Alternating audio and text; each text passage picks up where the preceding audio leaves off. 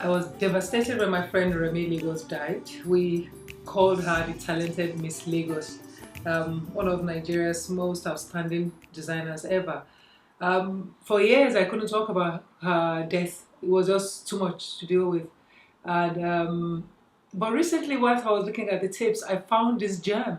I'd forgotten that I interviewed Remi in 2004, completely forgotten about it. And when I was watching the interview, I started laughing. I started laughing the way she used to laugh. I started laughing the way we used to laugh. Because the thing I realized whilst watching that interview was what I knew about her while she was alive and something I'd forgotten. Remi was one of the most alive people I ever met in my life. And even though she's gone, it feels very much as though she was here, laughing in her usual way. She and I sat down and we talked about a lot of things: her work, design, Nigeria, and so on and so forth. I think you'd enjoy it. I certainly found this interview very, very healing to watch. She wasn't the only one that came on the show that day. Her friend Ade Bakare also came. Ade is, a renowned international designer of Nigerian origin. It was the first time I was ever going to meet Ade. That interview. I'm watching it back now. I can see how much Ade has evolved as a Nigerian, because then he was very much English and British. I think you'll enjoy the interview. Watch. Today is none other than the talented Miss Remi Osholake. You will know her as Remi Lagos. Good morning. Morning. Good to see you. And you? You're as calm as ever. Everybody says to me that, Remi is so calm. She's so deep. She's so serene. Is that true? Yeah, as a spirit, yeah. As a spirit. Are your close spirits? Yeah, they take on the spirit of whoever pays for them, whoever buys them, take on the entity of those people. Really? Yeah. When you make the clothes, what's on your mind? When you come up with the clothes? First of all, I'm thinking of how feminine, if they're for women, of course, I'm thinking of how feminine they should look. Also, to project that beauty that we all have within us. Right. Also, I think of them as in they have to go somewhere, they have to make an entrance. That entrance that makes them outstanding. So there's always something that has to get them noticed. But isn't it an evolution for you? So because I'm not aware of it, because I've seen the Remi Lagos has been around forever. But there was a freaky designs at one time. Yeah, I was called Freaky Designs, and once I went to deliver clothes to this lady who was a judge, and she was a very big lady, but I made jerseys at the time, and there were loads of people in the room when I came to make the delivery, and they were asking, who made these clothes for you? They're so lovely. So one lady, I think they call her Freaky, and I just looked at her and I was like, this is not how I projected myself. This is not what I imagine I want to be. And I made a conscious decision that I was going to change the name. And how did Remi Lagos? It seems like such a logical name. It seems maybe it's because the label has been there now for a while. Like, it makes so much sense. That I can't believe that you ever wear Freaky Designs. I think that in those days, I always knew that I wanted to bear my own name, but it wasn't like it was time in that one didn't have the confidence. From school, I always knew that you were either Yves Saint Laurent of Paris or Giorgio Armani of Italy, Milan, or Versace. But in those days, first of all, one didn't have the confidence to have the kind of career I was trying to build.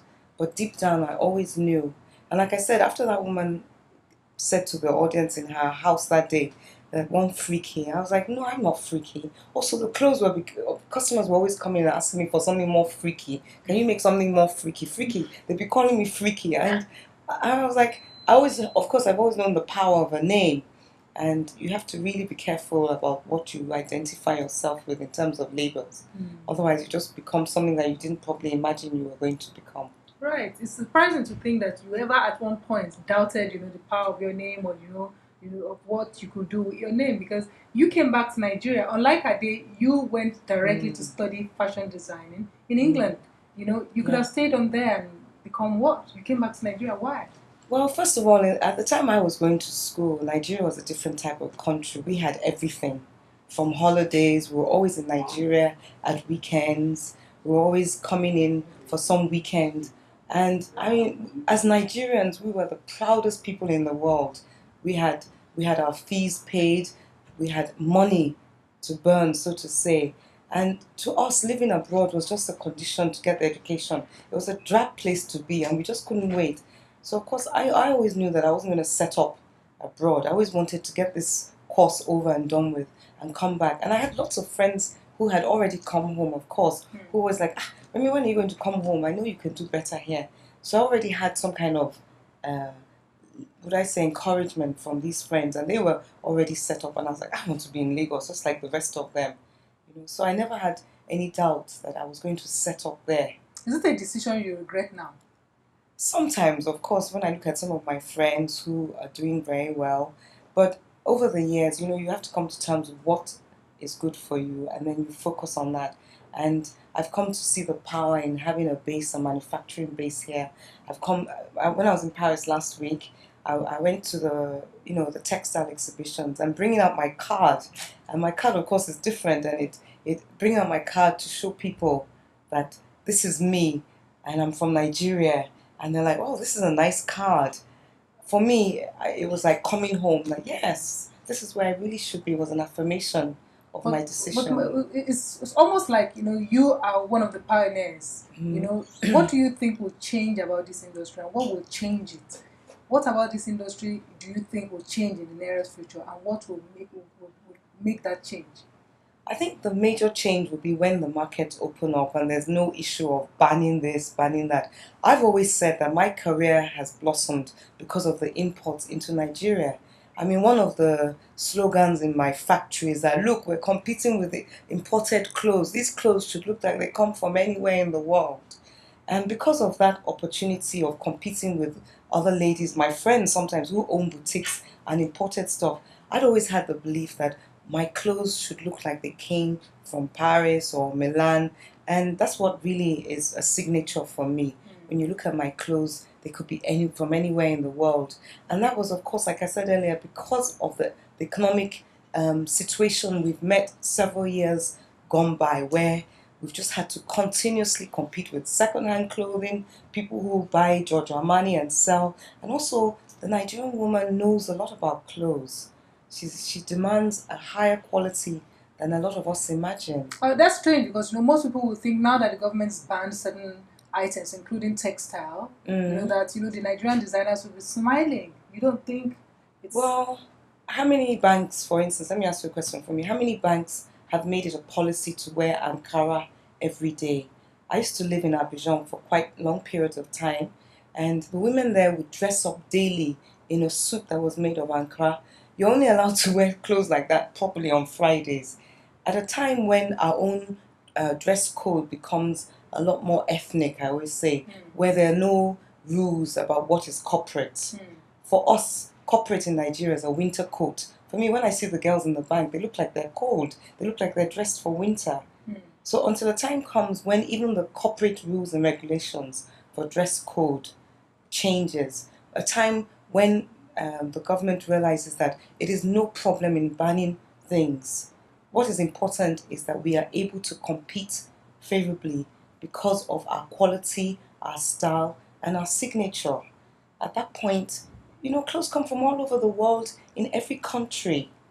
And the industry, we as, forerunners of the industry have to come to terms with the fact that competition is healthy. Right. Manufacturing in Nigeria, what is it like? It's hell. It's hell. It's hell. But it's hell because we're forerunners. And we didn't come into families that had factories set up for us. I mean, a lot of Italian families, for instance, Gucci, have generations of fathers who had set up these textile mills for them. They had set up designers in place for them. They'd set up brands for them. So what they do is come in and take over. I'm a forerunner. My mother maybe used to send me to the tailors, but she didn't even hand over any tailors for me to work in my factory. But sometimes, like my friends say, it's the nature of the beast. I've come to terms with it. I'm a forerunner. I'm first generation branding. And because of that, I've just come to terms with those parts. Because apart from it being hell on that side, there's also the glamorous bit. There's the, the styling. There's the, oh, you're Remi Lagos kind of reward. And also when you see your clothes on people at Because I was functions, just going to ask that question. Like, what does it do? I mean, are they seeing me wear? I was so afraid to wear this dress on the same show with Ade.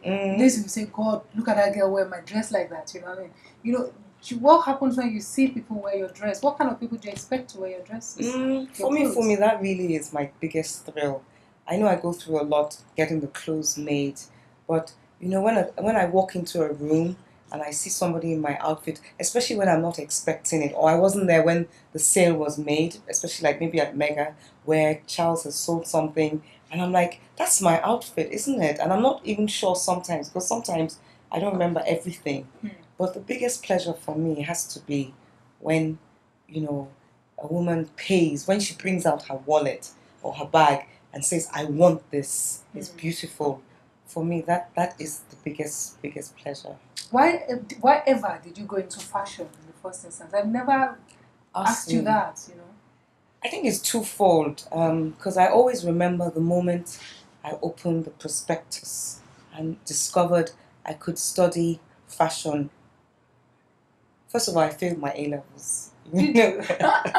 You know, I told you it was a time my time was a time when our parents, 9 out of 10 of us, had enough money to be sent to England. You were spoiled.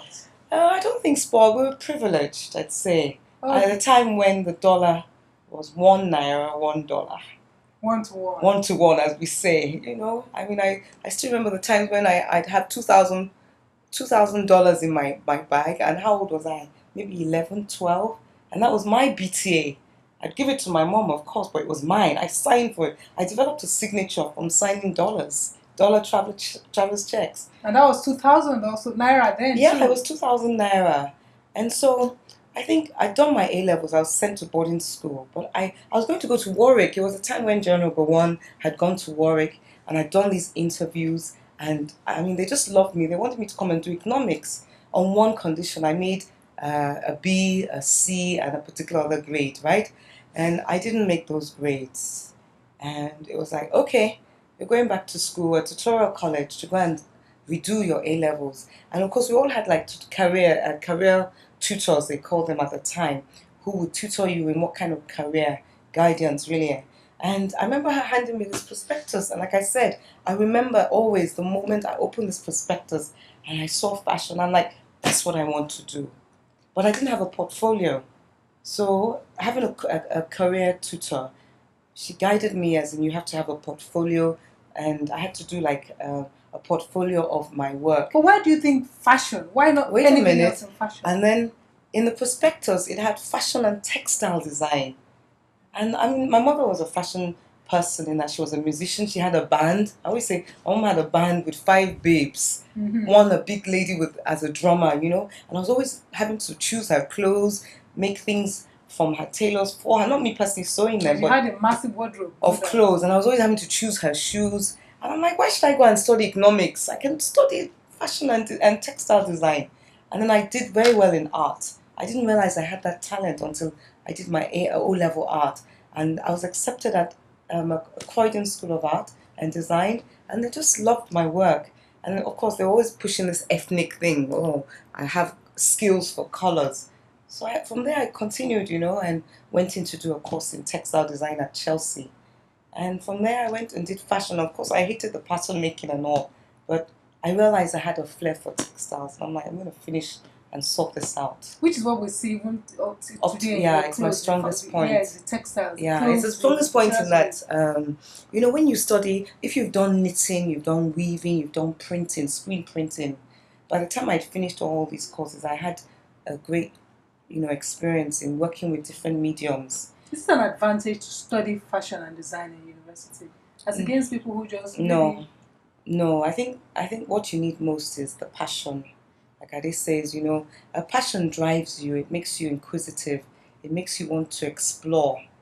And like I said, being in Nigeria without having a lot of the things you really need that are available to people like Ade, you know, I'm always so jealous when he comes back from London with all these fabrics that he has, you know. But for us, it's in exploring. You if you're not with that background and you're interested, you have the passion, then you're bound to show out the same creativity. Right. There are two things that I've found out that people are most intrigued about you apart from your label, your name? Two things. One, why has Remi never married? Two, because every time people are always asking me, when the other time you came on the show, so many marriage proposals. I've asked you to send them to me now. Why have you never married? And two, Buddhism. You've been 20 years now. You've been a Buddhist, particularly in 21 now. 21. No. Particularly in an environment like Nigeria, where people are strongly either Christian or Muslim. What is it about? For you. And isn't it very difficult to hold on to the faith where everybody's looking at you and thinking you're strange? You shouldn't be a Buddhist. Well, being a Buddhist has been probably the best thing that happened in my life anyway. Of course, you had people like Tina Turner at the time who were role models for us. And going to Japan at a very early age. And after going to Japan, I always knew that that's what I wanted to be all my life. Being married, I will be married eventually.